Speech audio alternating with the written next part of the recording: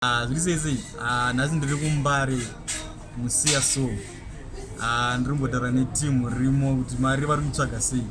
Saka apa ndotaura kumaCharles vari kuita zvewelding. kumaCharles makadini? Tinofara makadini?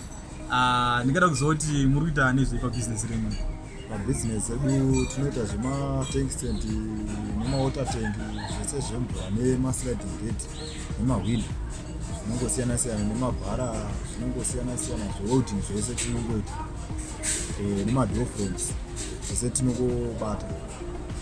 Saka muri kuti munoita zvekuwelda madoor frame, mawindow frame, mawater tanks ndii munotogadzira from scratch. Ndingada kuziva kuti manenguva yakadii muchizviita? So far tane 8 years.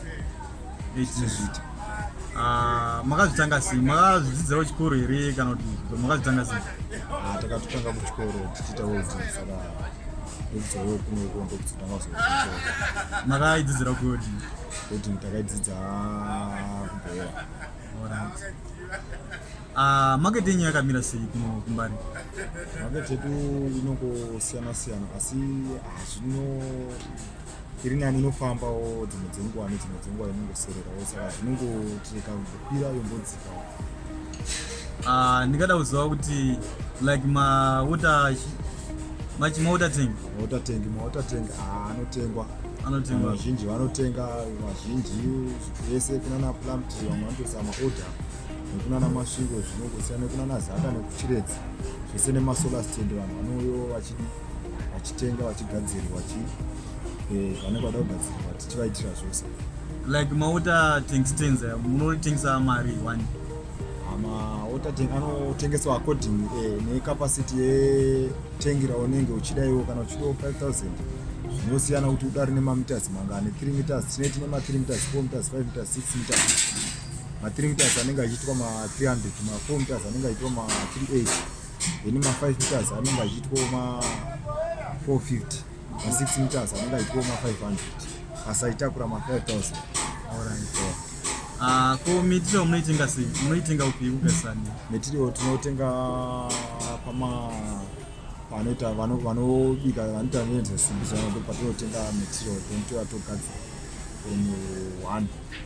Maprice acho akamira sei? Maprice eMaterial anongosiyana-siyana, anongokwira achidzika achikwira achidzika zvinongosiyana-siyana. Ndingada kuziva machallenges amusangana nawo akamira sei pabasa renyu? Nawo isusu machallenji edu hatisati ane machallenji kazhinji hatinei tasangana nawo, asi challenge yatingatosangana nayo ndeyongoti dzimwe dzenguva manhingiri anombetiwo low, asi challenge hatisi kusangana nemachallenji kudaka nawo kuisa basa raita. Ndingada kuziva kuti munoshanda muri vangani pabasa renyu? Tinoshanda takasiyana-siyana, tinogona kushanda tiri 4-5. Saka munoshanda muri pamwe chete, riri kambani imwe chete kanenge kanenge achiita zvake? Inenge ritori like kambani. Ko ndorupi rubatsiro rwamungada kubva kuhurumende kana rimwe masangano pabasa renyu? Rubatsiro rwatingada nawo hatina rubatsiro rwatingada nekuti rubatsiro rwatinongoda chete magetsi ndo aringotinetsa chete. Magetsi ndo arunisa? Magetsi kutoita zvekutorara usiku, saka magetsi chete ndo dambudziko ratingaita sangana naro. Ndo dambudziko rakanyanya, saka zvinoratidza kuti zviri kufamba kana kumaCharles?